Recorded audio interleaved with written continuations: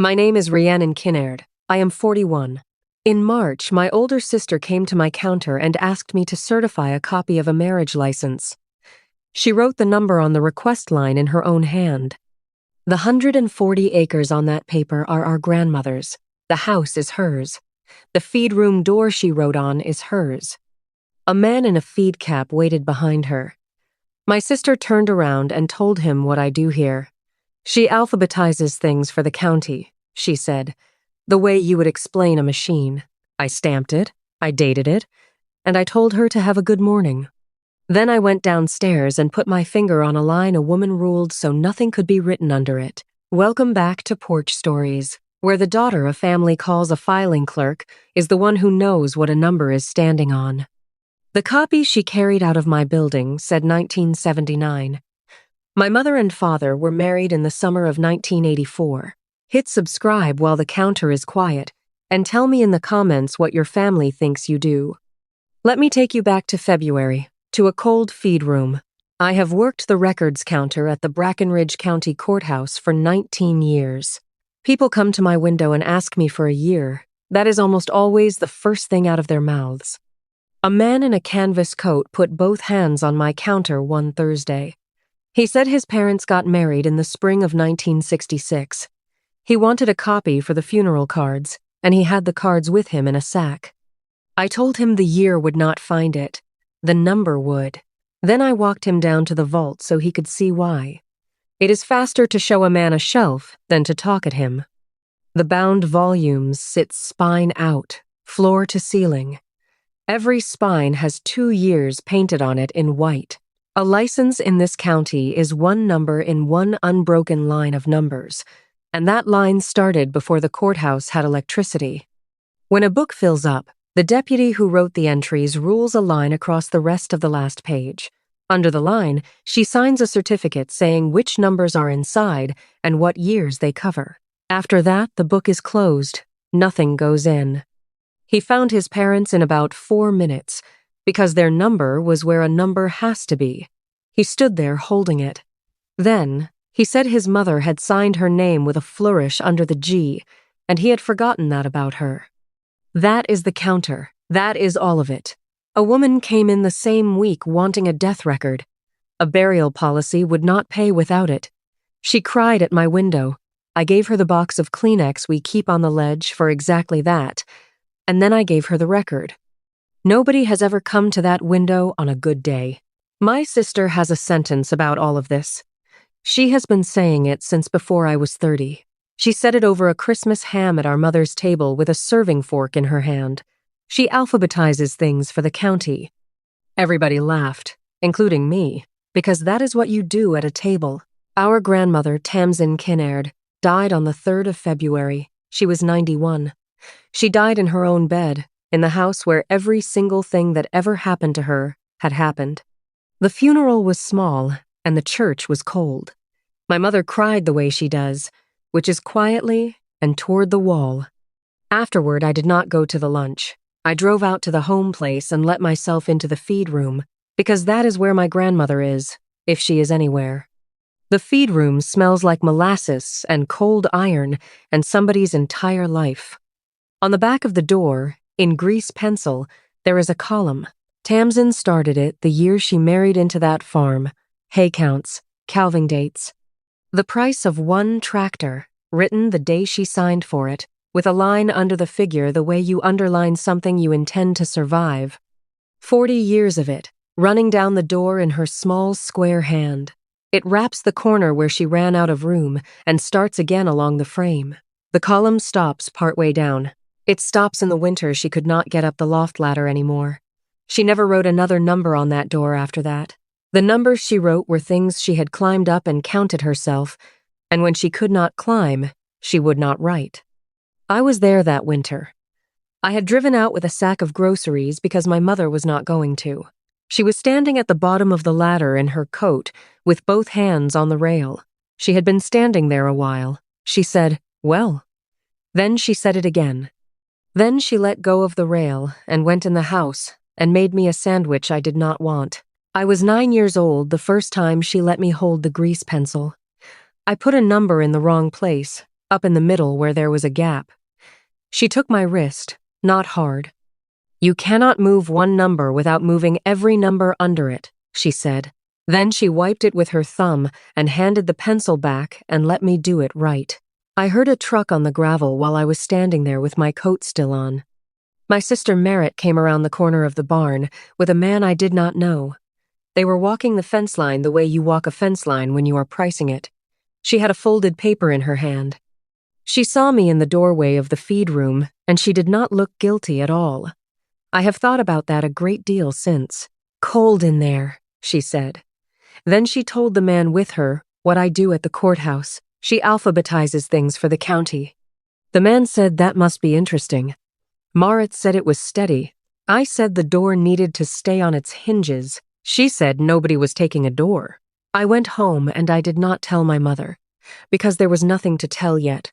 That is the part I would take back. The will was read on the 17th in a lawyer's office over the hardware store. 4 of us in chairs that did not match, and the radiator knocking. My grandmother left the home place to the children of her son, share and share alike. Her son was our father. Our father died 6 years ago. The home place is 140 acres. That ground has been in that name since before the county had a courthouse to keep a name in. I certify deeds out that road. Nobody in that office needed an appraiser to tell them what it was worth, and that includes me. There were 2 children of our father, and both of us were sitting in that room. I did the arithmetic in the chair, and I am putting that in myself before somebody else puts it in for me. The lawyer said share and share alike, and something in me went ahead and cut 140 acres in half, and then, a second later, did not cut it at all. It was faster than deciding to do it. 19 years of handing people the paper on other families' ground, and none of it ever meant a thing to me. This one meant something before the lawyer finished the sentence. So everything I did after that, I did as the woman who stood to be the only child of our father on that paper. Hold it against me the whole way. I do. Merritt had a question. She had it ready, the way you have a thing ready when you have been holding it in your mouth in the car. She asked whether it made any difference that she was born before our parents got married. She asked the lawyer. Our mother was close enough to touch, and my sister did not look at her, not while she asked, and not while she waited. A 46-year-old woman put a question about her own father to a man she had met that morning, because he was the only person in the room she had a reason to believe. The lawyer asked her something back. He asked whether she had ever pulled her own birth record. She said she had, years ago, for a passport. She said there is a line on it for father, and our father's name is typed on that line. He asked her who told them to type it. Merritt said, "Our mother, I guess." He said that was the answer to her question. He said a child born inside a marriage comes with the marriage attached to her, and the county writes that down without anybody asking it to. He said a child born before one comes with whatever her mother said at a window, and what a mother says at a window is not a finding. My sister sat back. Nobody said anything, and the radiator knocked. Then he said there is a way to turn it into a finding. People come in and testify about how a man held a child out as his own. A judge listens and says out loud what everybody already knows, and then it is written down. Merritt said, so somebody would have to say it in a room. The lawyer said yes. My mother, Nettie Kinnaird, is 70 years old. She has a face she puts on the way other women put on a coat, and she put it on right there in that office. She said Marit was her daughter and our father's daughter. She said she was not going to sit in any room and be asked about it. Then she said the thing I have heard for 6 months in my sleep. I know what year I got married. Nobody answered her, because you do not answer that. Marit reached over and took our mother's hand. My uncle Lysander looked at the floor. The radiator knocked. The lawyer said he would send everybody a copy of the inventory when the appraisal came back. My uncle Lysander is my mother's brother.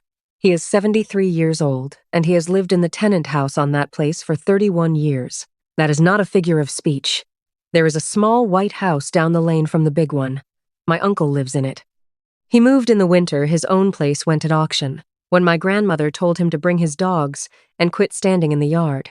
I drove down there the week after the will, because I wanted to see somebody who was not going to perform anything at me. His kitchen smells like cold coffee and lamp oil and 40 Sunday dinners. He had the stove door open for the heat. He asked me if I wanted a cup, and then made it before I answered, which is how he asks. He taught me to back a hay truck when I was 13. He taught me by making me do it 11 times in a row into the same gap. When I finally did it, he did not say anything. He just walked off, which in my family is a parade. He asked what the paper said about him. I told him the truth, which is that the paper said nothing about him. There was no lease. There was no life estate. There was nothing recorded against that ground with his name on it, and there never had been in 31 years. My grandmother had told him to stay, and he had stayed. Everybody in 3 townships knew it. None of that is an instrument. He said Tamsin's word was good. I said it was, and that she was dead. He put his cup down on the stove lid and looked out at the lane for a while. Then he said, well, and that was the whole conversation. Every person on that 140 acres had a piece of paper except the one man who had been on it the longest. If you have ever been the one in your family who knows where everything is and gets treated like a drawer, tell me in the comments. In about 6 weeks, a stack of filings came across my counter with my own last name in it and my own seal on the exhibit. There was a Sunday dinner at the home place at the end of February, and it is the last one there has been. My mother cooked in a dead woman's kitchen and set the table for 6. My sister came. My uncle came. My sister's boy came in from hauling and ate standing up at the counter the way 19-year-olds do. Merritt talked about the wedding. She talked about it the way you talk about weather. She said it had been over in the next county at a courthouse. Quiet, no fuss, because there was no money for fuss. She said she had heard about it her whole life. She said Grandma Tamsin used to talk about how young they were. My mother said, 79, and put the beans down. I said the courthouse would have it either way, and my sister looked up at me over the table with the serving spoon in her hand. She said the other thing she says. I had heard it my whole life, and I had never once heard it. Paper says, whatever the family agrees on. Then she laughed and said, that's not a knock on you, Ree. She alphabetizes things for the county, she told her own son, who has known me since he was born. Nobody in that kitchen said anything. My uncle looked at his plate. Merritt's boy looked at his phone. And I sat there and did what I have done at every table in this family since I was a child, which is nothing. The beans were down, the story was up. It has always been easier to eat. What did not occur to me, not once in 19 years, is that a story told at a table can come across my own counter on a Monday morning and go back out of my hands as a document. Merritt stopped me in the yard afterward with the dogs going around our legs. She said, you could look it up, couldn't you? I said I could, and that anybody could, and that it costs $1 a page. She said, huh, and got in her truck. I have run that 4 seconds back so many times it has worn smooth. She was not asking me to look it up. She was asking whether it could be looked up. The court's appraiser came out in the middle of March to walk the ground for the inventory. His name does not matter, and he was not unkind. He wore boots he had bought for exactly this, and he had a clipboard with a rubber band around it. He walked the whole 140 with my sister and me, because somebody from the family has to go, and my mother would not. He counted tillable acres, and he looked at the tile outlets, and he stood a long time at the creek. He asked when the roof went on the machine shed, and neither of us knew. At the end of it, he stood in the lane and said the number out loud. He said it the way a man says a number he says all the time. $938,215. Merritt said it back to him, not as a question. She just said it, once, the way you repeat a phone number to keep it. 140 acres, $938,215. He wrote both of them on his clipboard under the rubber band and drove off in a car with a rental sticker on the glass. I looked at the feed room door from the lane. It was shut. I did not think a single thing about it that day. That is the last day my sister and I stood on that ground as 2 ordinary people. A funeral, then a lawyer's office, then done. That was supposed to be the whole thing. The county's morning filings come to my window in a wire basket at 8:10. I have opened that basket every working day for 19 years. It is receipts and satisfactions and a plat now and then. I have never once needed a single document in it to mean anything to me. On the 1st of April, my own name was in it, twice. It was a claim of heirship in my grandmother's estate. My sister Merritt Kinnaird asked the court to find her a child of our father's for purposes of the home place. Attached to it, marked as the first exhibit, was a certified copy of Brackenridge County marriage license number 12,806. The seal on it was mine. The date stamp was mine. My initials were on the corner in my own handwriting. I had certified it 3 weeks earlier for a woman who told me she wanted a page for the funeral book.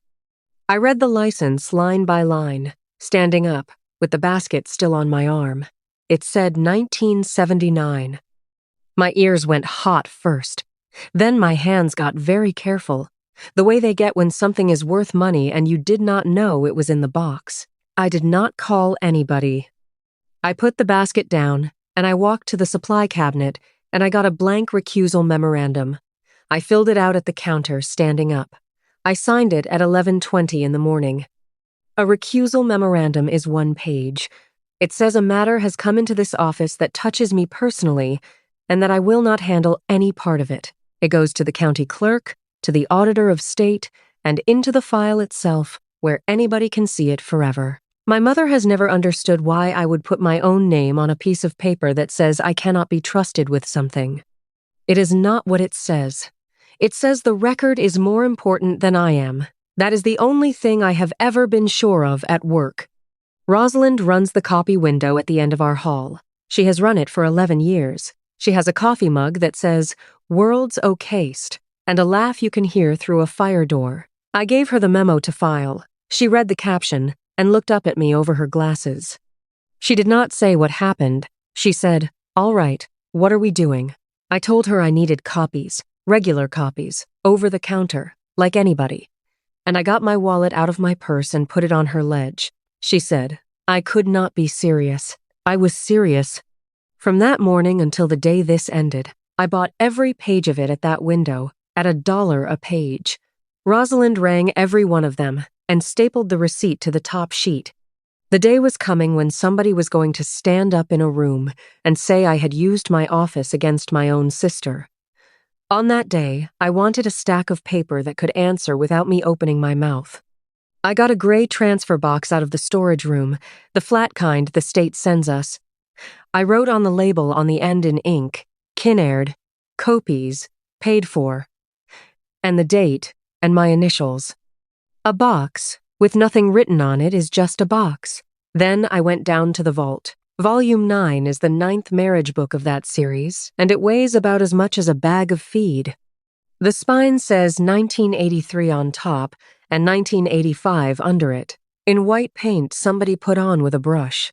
I went to her number first, the way I would for anybody at the window. A license in that county gets a page to itself, and hers was where a number has to be. I had my hands on that same page 3 weeks earlier and never once looked at it. The year written on it, in a small upright hand, is 1984. A certified copy is not a statement. It is a photograph of a page. Whatever is on the page goes under the seal, and a copy cannot say anything the page does not. So the copy I stamped in March said 1984 when I handed it across my counter, and it said 1979 when it came back to me in a basket. Somebody had changed a year on a document with my initials on the corner of it. I stood there a while with my hand flat on it.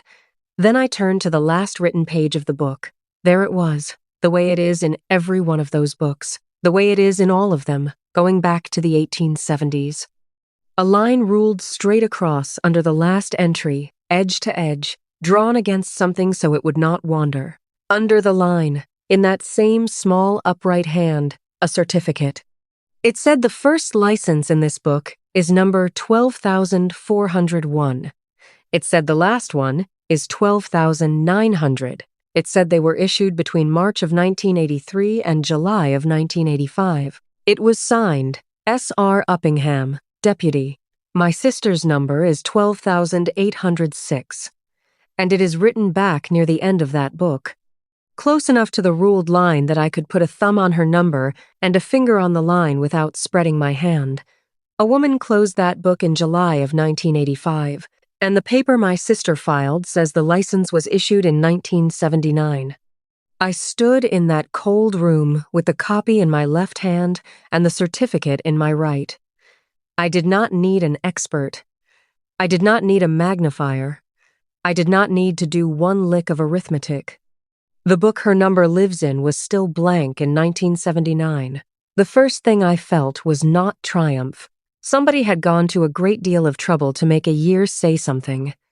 They had left the number alone, because the number is what the court checks, and the number is the one thing on that whole page that a person cannot move. You cannot move one number without moving every number under it. Marit called me that night at 10 after 9. I let it ring twice. That was not strategy. That was my hand not going to it. She was warm. That is the part people never believe. She was warm the way she is, at a graduation. She said she knew it was awkward, me being where I am. She said it was going to be handled by lawyers, and I did not need to be in the middle of it. She said Mom was upset, and I should call her. I asked her where the copy came from that was attached to her claim. She said, from the county. I said it did not come from the county. The county's book says a different year, and I had just stood in front of it. There was a pause about as long as it takes to pour a cup of coffee. Then my sister said the sentence I have been carrying since. Paper says whatever the family agrees on. I said that was not true. She said it had always been true in our family, and I was the only one who had ever pretended otherwise. Then she said, you know, this is what happens. She alphabetizes things for the county. She said it to me, on the telephone, about me. To me, in the third person, at 9 o'clock at night. Paper says whatever the family agrees on. It is the most honest thing my sister has ever said to me. It is also the only thing she has ever said to me that is completely wrong. A family can agree that a woman was married in 1979. A family can agree on it at every table for 46 years. 12,806 does not go to those dinners.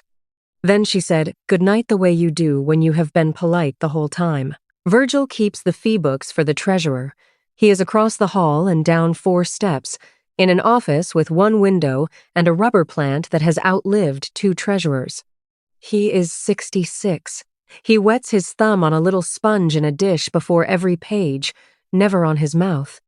He has done that so long that the sponge has a groove in it. I brought him the number on a slip of paper and asked him to look it up as a member of the public. I put $1 on his desk for the copy. He looked at the dollar and then at me and did not say one word about it, which I have decided was kindness. The fee book is a different animal from the register. It is not a record of a marriage. It is a record of money coming in the door. A date, a number, a name, and what was paid. Different office, different custodian, different lock. Nobody ever thought to make those 2 books agree with each other, because nobody was ever trying to. He turned pages with that thumb for about a minute and a half. Then he stopped and turned the book around so it faced me. There it was. Number 12,806.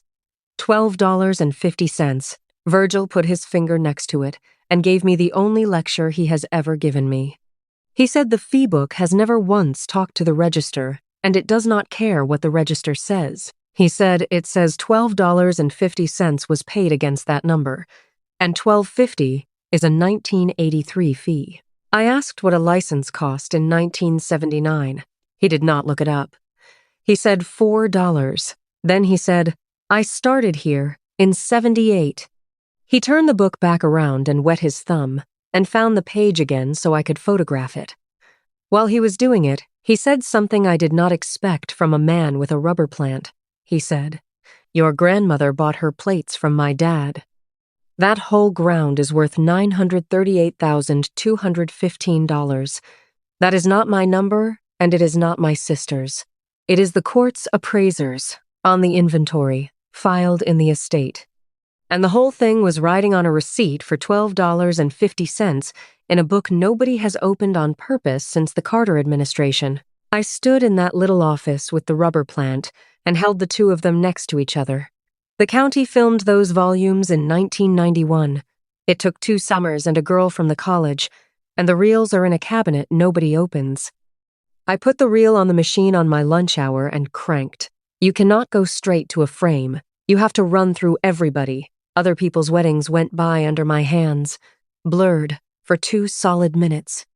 Then I slowed down, and there it was. There was the page, photographed 35 years ago, saying what it says now. Whatever anybody was going to argue about that book, they were not going to argue that somebody had gotten at it lately. And then I did the thing I had not planned on, which was sit there and look at it. My mother signed her name on that line when she was 28 years old, and she pressed too hard. You can see it on film. The N has a hook on it she does not make anymore. Somewhere behind her in that hallway there was a 4-year-old girl she had carried into the back of a church for 4 years. I sat with my forehead about 6 inches from the screen, with the fan of that machine blowing warm on my chin. Then I wrote the date on the print and put it in the transfer box, on top of the fee book page, and I went back to my window with 11 minutes left of my lunch. My mother's affidavit was filed the 2nd week of May. It is 1 page and 11 lines. She swore to it in front of a notary in the front room of an insurance office. It says that she and my father were married in 1979. It says the family has always known this. It says any record showing otherwise is a clerical error. The record showing otherwise says 1984, and it is in her own county, 10 minutes from her own kitchen. I read it in the basket at 8:10, with my coat still on. I drove out to her house that evening. She was making a thing with noodles in it, and she did not turn around when I came in.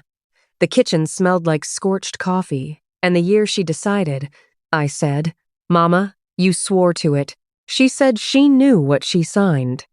I asked her why, and here is where my mother told me the truth, sideways, the way she does everything. She said, "Do you know what they called me at that church?" She was 24 years old in a county with 1 grocery. She had a baby in 1980, and she was not married. My father was in Alaska on a boat for money, because there was no money here.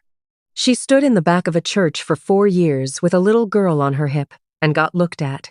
And when he came home and they married, she told everybody the wedding had been earlier, quiet, over in the next county, before the baby.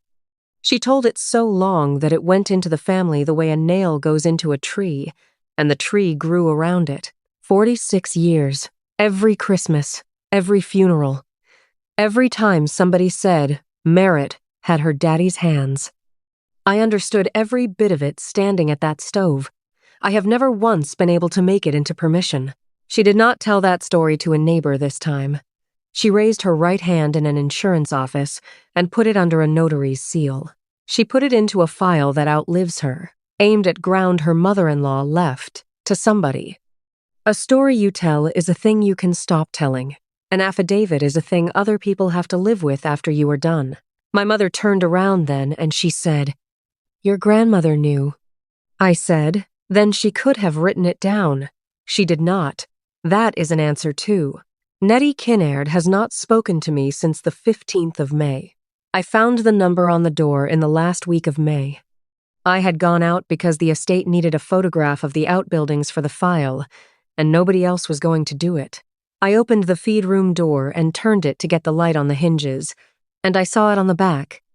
Under my grandmother's column, under the last thing she ever climbed a ladder to count, somebody had written $938,215 on that door, in grease pencil, in figures, in a hand that is not hers. It is a big hand. It slants. My sister writes standing up because she has always written standing up. I sat down on a bag of ground corn in my work clothes. I put my hands on my knees. Nothing came out of me at all, and I did not take a picture of it either, not that day. That column was hay, 10 bales, 11 bales, the year it rained and there were 4, a calf, on the 9th of March at 2 in the morning. The price of one tractor with a line under it. It was a woman counting what she had actually seen with her own eyes and climbed up to look at, and underneath it, somebody had written down what it would bring. I have thought since that this is the whole thing, right there on one door, in the same colored wax. One woman writing down what a thing is, another one writing down what it is worth, and the first one is dead and cannot say which of those is the record. I got up after a while and took the photograph the file needed. I did not photograph the number.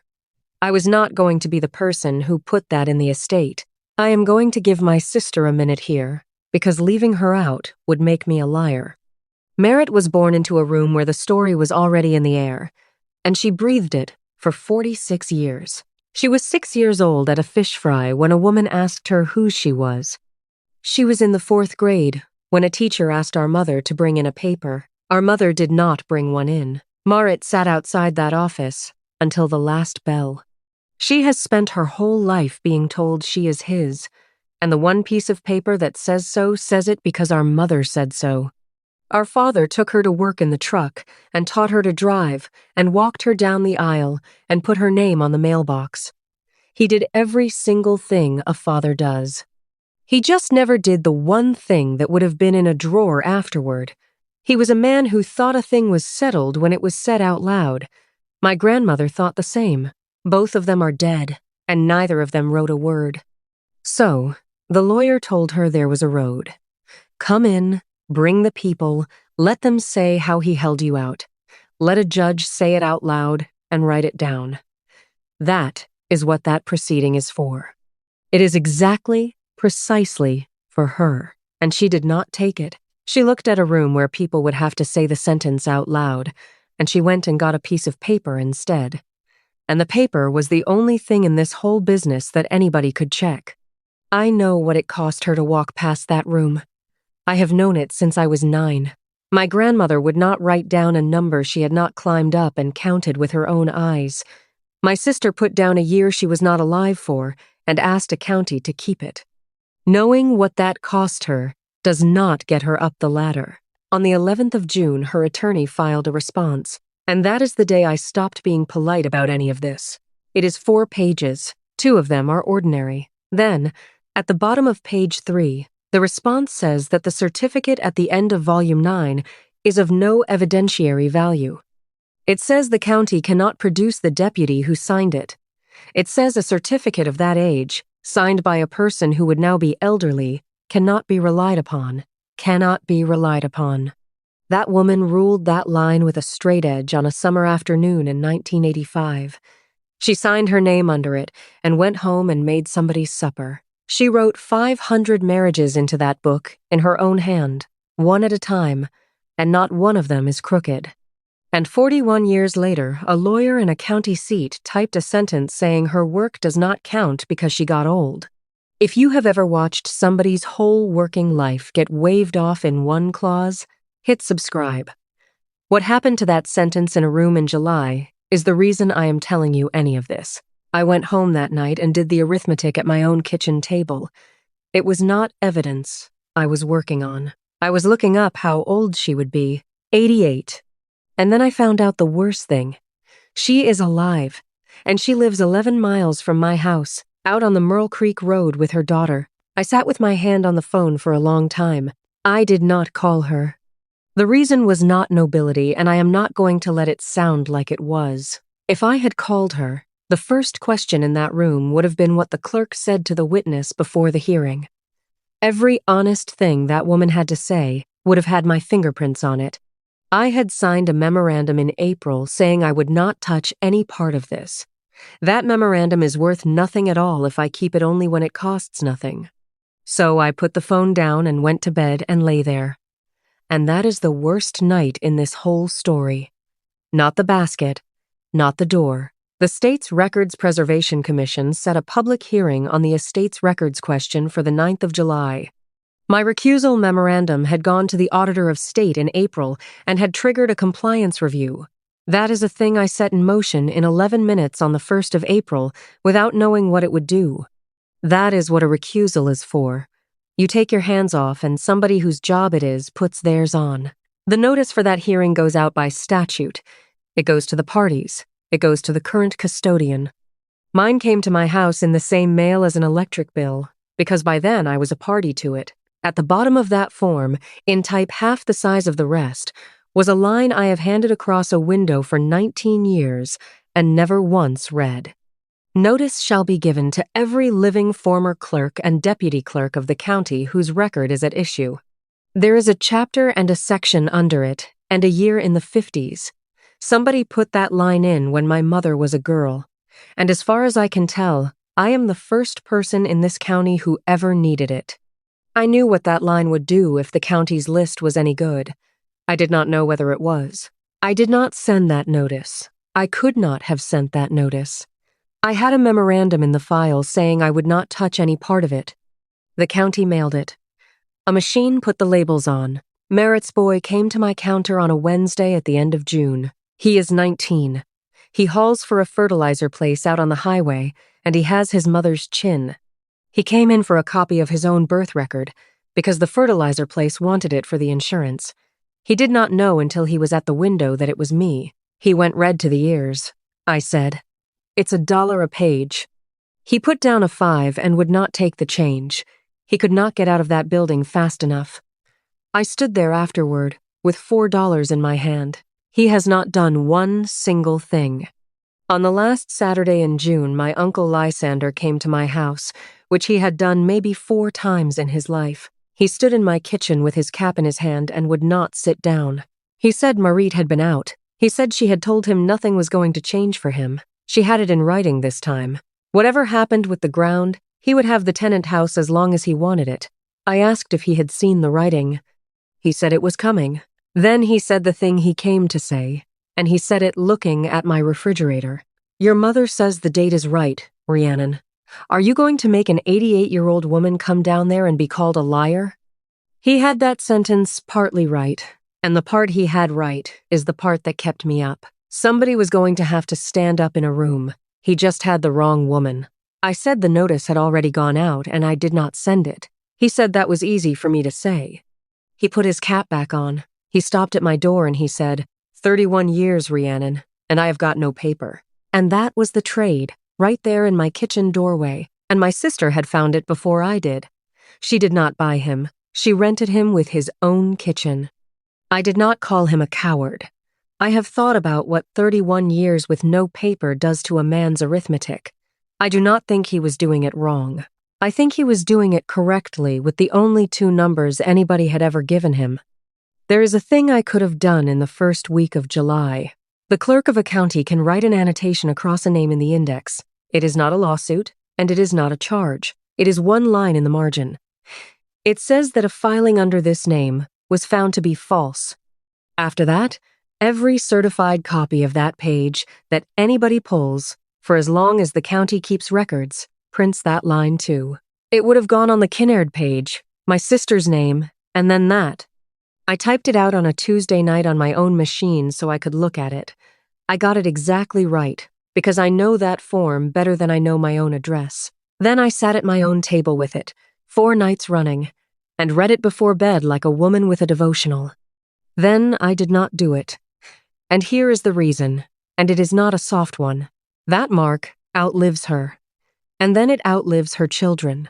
A correction notice fixes the record. The annotation only punishes the people who come after her. Her boy is 19. He put down a 5 at my window and would not take the change. Say I put that line in the index. Then in the year 2061, somebody pulls that page to buy a piece of ground and reads it. About a man who was 19 years old and hauling fertilizer when this happened, and who never did one single thing. That is not a record. That is a debt I would be writing on a stranger. I put the draft in the wood stove. I did not put it in the transfer box, because it was never going to be part of what I carried into that room. The hearing was on the 9th of July in the commission room on the 2nd floor. That is the room with the long windows and the ceiling fan that ticks. They had put a reading table in the middle with a foam cradle on it. It is the gray wedge kind you rest a bound volume in so the spine does not crack. 2 pairs of white cotton gloves lay beside it for anybody who wanted to turn a page. Volume 9 was on the cradle, with a strap of soft weight holding it open. The room smelled like floor wax and other people's Sunday coats. There were maybe 30 people. It is a small county, and land is the only entertainment we have. The woman who cried at my window about the burial policy was in the back with her sister. Marit was in the hallway when I came up the stairs, standing at the water fountain, not drinking. She said, "This is going to be ugly for Mom." I said it did not have to be. I said she could stand up in there and withdraw it and file the other thing instead. I said I would not contest one word of it. I said I would get up and say what our father did with her hands and his truck. She looked at me for a second and I watched her think about it. I am not making that up, and I am not being generous. She thought about it. Then she said, "They'd all be sitting there while somebody said it." I said yes. And my sister looked at the water fountain and said, "This is what you do, isn't it?" She alphabetizes things for the county. Then she said, "Well," and went in. Theodora Vantrease is the records management auditor for the state archives. She is a tall woman in a jacket the color of a paper bag. She puts her reading glasses on the end of her nose and looks over them at you like a school teacher who has decided to like you. She found me in the second row before she started, where I had sat on purpose. She said, "You are not the clerk in this room today. You are the granddaughter.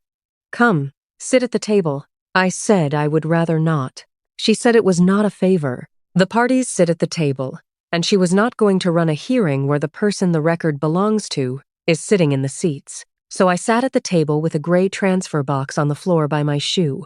My sister sat at the other end with her attorney. My mother sat behind her in a blue dress. My uncle sat on the aisle 3 rows back with his cap on his knee and did not look at me one time. The auditor started with a question I did not expect, and it was to my sister. She asked Marit to say, for the record, what her sister does for the county. Marit's attorney started to object. Marit answered over him, because she has never in her life been able to leave a question alone. She said, "She alphabetizes things for the county." The auditor wrote that down. Then she took her glasses off and said, "Would you say that again in a minute, when I ask you to?" Then she went to the exhibit. She held up the certified copy attached to the claim and asked who in this building had certified it. The room went quiet the way a room goes quiet when everybody has already done the math and is waiting to see whether you will say it out loud. I said, "I did." I said it in March. She came to my window and she gave me a number on a request line and she told me she wanted a page for the funeral book. And she is my sister. So I pulled the volume and I made the copy and I put the seal on it and I put my initials on the corner. I stamped it, I dated it, and I told her to have a good morning. The auditor asked if I had read the year. I said no. I said I read the number, because the number is what you check a pull against. I said that in 19 years I have certified something over 41,000 pages, and I have never once needed to care what any of them said. She asked why I was telling her that, since it did not help me. I said, because it is what happened. Then I put the transfer box on the table and took the lid off. I read the label out loud, because a box with nothing written on it is just a box. Kinnaird, copies, paid for. I said every page in it was bought at my own copy window at $1 a page and has its receipt stapled to it. I, said Rosalind at the copy window, rang every one of them, and she is in the back of this room, and you can ask her, Rosalind said. I rang them from the back, entirely too loud, and somebody laughed. The auditor said she had one question about the volume, and she was going to ask it before she opened anything. She asked me to answer it as a citizen, not as an employee. She asked what a certificate at the end of a book is for. I said it is so that 100 years later nobody has to take anybody's word for what was in it. Then she put on the cotton gloves and turned volume 9 to the last written page. She read the certificate into the record, slowly, the way you read something you intend to have a transcript of. Numbers 12,400, 1 through 12,900. March of 1983 through July of 1985. S. R. Uppingham, Deputy. Then she turned back and found license number 12,806 on its own page, in its own book. She read the year on it, 1984. Then she held the exhibit up beside the open volume, one in each hand, at the same height, so the room could see both at once. I do put things in order. That is only knowing where a thing has to be before you go looking for it. The auditor said, "This number is in this book." And then she said, "In 1979, this book was still blank." I heard a man behind me say, "Oh," out loud, the way you do at a ball game. My sister's attorney was ready for the volume, and he did what he had put in writing. He said the certificate proves nothing because the county cannot produce the deputy who wrote it. Then, he said, a document signed 41 years ago is not something anybody should hang 140 acres on. Not one signed by a person who would now be elderly. If she is living at all, he said. $938,215 was the number he did not say. And everybody in that room said it to themselves anyway. He said it well. He is not a bad lawyer. He was working with what he was given. And a woman in the third row put one hand on the back of the chair in front of her and stood up. She is 4 feet 11 inches tall in a navy coat with a Kleenex in the cuff. She stood the whole way up. And then she waited because she has been in rooms where you wait. She said, "Seraphine Uppingham. I was the deputy." The auditor asked her to come forward. She said she could hear fine from where she was, and she would say it from there. She said she started at that counter in 1969. She said she wrote the entries in that book in her own hand, every one of them, and closed it in July of 1985. She said she ruled the line herself with a steel rule she brought from home because the county's was bent. She said she ruled it so nobody could come along behind her and write in her book. Then she said the thing that ended it, and she said it like a woman explaining something obvious to a child she likes. She said, "A number is not a name. You cannot just hand one to somebody. I wrote the first line in that book myself, and there was nothing in it before me. Nobody said anything for a second, and the ceiling fan ticked." The auditor asked whether she was certain the signature was hers. Mrs. Uppingham said she would know her own hand. Then she said there would be an R in it, for Rue, after her mother, because she put that R in everything she ever signed for 23 years, and the county never once asked her why. The auditor looked down at the page and said, "There is." And then the room did something I did not expect and have not gotten over. Nobody clapped. This is not that kind of county. But Virgil was there. He had come up from the treasurer's office on his own lunch, and he was standing along the wall, because he would not take a chair from anybody. And he said, "That's right, out loud, to nobody." The man in the canvas coat from the funeral cards was 2 seats down from her. He got up and moved so she would have the aisle if she wanted it.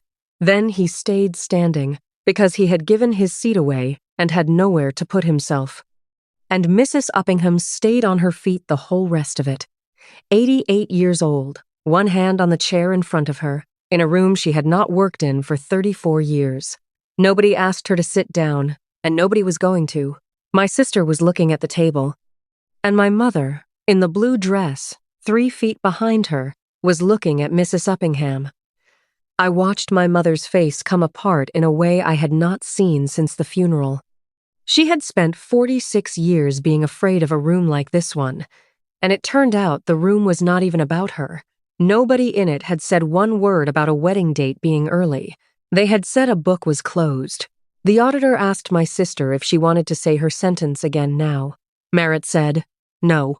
Then Merritt turned around in her chair and looked straight at me and said it to me anyway. It was the only time all day her voice was not steady. "You used your office against your own sister and put our mother under oath to do it." I did not answer that. I want to be clear that it was not restraint and it was not strategy. My hand was flat on the lid of a box with receipts stapled in it. There was nothing in me that wanted to stand in front of people from my church and explain the difference between a recusal and a weapon. Her attorney asked for a recess. The auditor said no. Then she said something I have written down since. She said, "This commission does not take things out of a record. We write beside them, and we date what we wrote, and both of them stay." Afterward, in the hallway, my mother came at me fast. She said, "You did this in front of people," and I said I did not. And she said, "You let them." Then she said, "She is your sister." And I said, "I know exactly whose she is." I want you to know that I said it kindly. It landed like a slap anyway.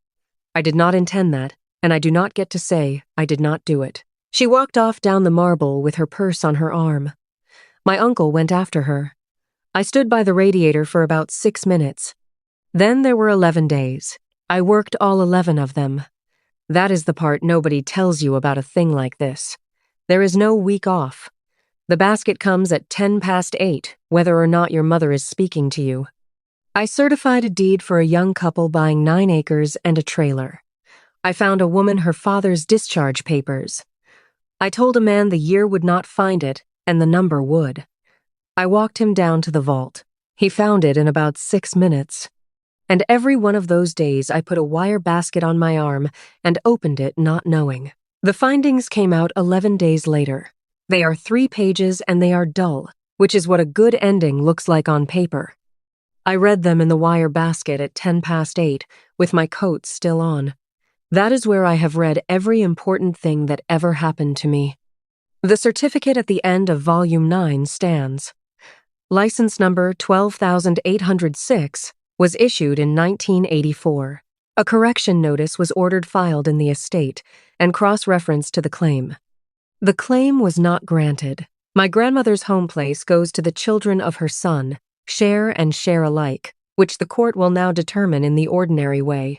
The ordinary way is the proceeding my sister was offered in a lawyer's office over a hardware store in February, with a radiator knocking. The exhibit went to the county attorney, because it had to. He looked at it for 6 weeks.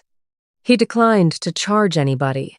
He wrote that he did not think a jury in this county would convict a 70-year-old woman of anything for saying she was married. I think he was right. I did not want it, and I never once asked for it. What my mother got instead was a bill. The notary's carrier made her pay back the fee on a void jurat. It came to $60. It came in an envelope with a window. I am told she opened it at the kitchen table and sat there a long while. She wrote to me in September. 4 lines. The last one says, "I am sorry it went the way it went." There is no subject in that sentence. Nobody did it. It went. I have read it maybe 30 times. I have not answered it, and I have not thrown it away. My sister never withdrew her claim. It is still in the file. It sits there cross-referenced to the correction. Every copy of that page anybody pulls, for as long as there is a county, will show both of them. Hers and the correction, one under the other, the way we do it. She has not brought the other proceeding either. It is still there. She could file it Monday. I have told 2 people in this county, on purpose, so it would get back to her. If she brings it, I will not contest one word of it. I will stand up and say what our father did with her hands and his truck. She has not. I saw her at the co-op in October, at the far end by the mineral tubs. She saw me. We both did the thing where you look at a shelf. I do not think she can walk into a room and let people say it out loud. That is the part of this that is actually sad, and it is not the ground. My uncle Lysander has a lease now. It is 1 page. It says he has the tenant house for his lifetime for $1 a year. It is signed and notarized and recorded in the same building where all of this happened, 2nd floor, the window next to mine, taken by a woman who is not me, on a Tuesday morning in October. He came in to sign it in a clean shirt. He would not look at me for the first 4 minutes. He signed it slow, the way men his age sign things, with his whole arm. I did not make him say anything about June. I am not going to pretend I have forgiven him a whole amount. But I looked at what my sister had offered him.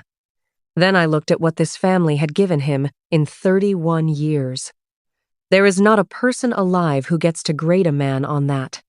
What I said was, now it is on paper, and you do not have to be nice to anybody to keep your house. He said, well, Mrs. Uppingham is 88, and lives out on the Merle Creek Road, and I have been out there twice. The second time, she got out a shoebox and showed me a steel rule with a wooden handle. She said she took it home in 1992 when she retired, and nobody ever asked for it back. She wanted to know whether we still rule the line. I told her we do it in 3 books a year now, and mostly everything is scanned. She said, well, somebody ought to keep doing it. I said, I know.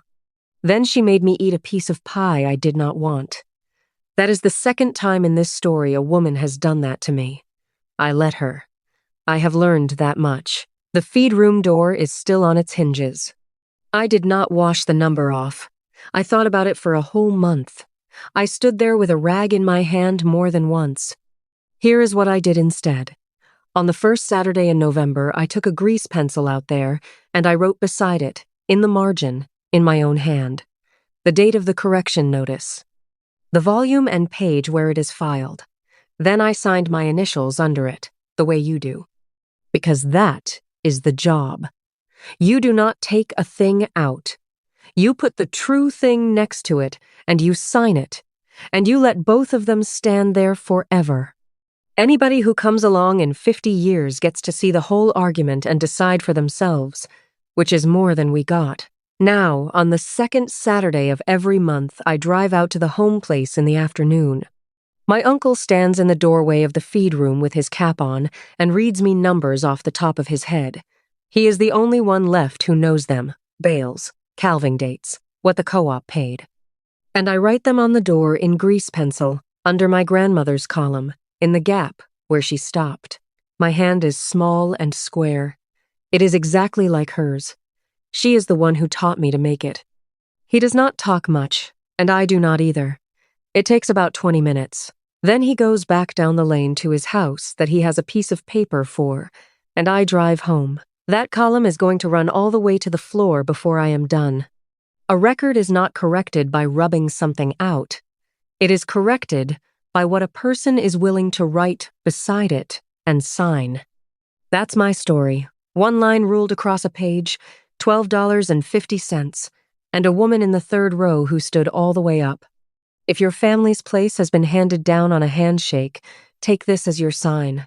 Go to the recorder's window in your county this week and ask them to show you the last instrument recorded against that ground. Not a lawyer, not a phone call, the window. It costs $1 a page and it takes about 11 minutes. If there is nothing there, now you know. And you have got time to fix it while the people who can tell you the truth are still above ground. Share this with the woman whose family thinks her whole job is putting things in order. And tell me in the comments about the one piece of paper your family has never been able to produce. I read them. Hit subscribe, because I am going to keep telling you about the quiet things people do at counters. That's all of it. Thank you for sitting with me on the porch tonight.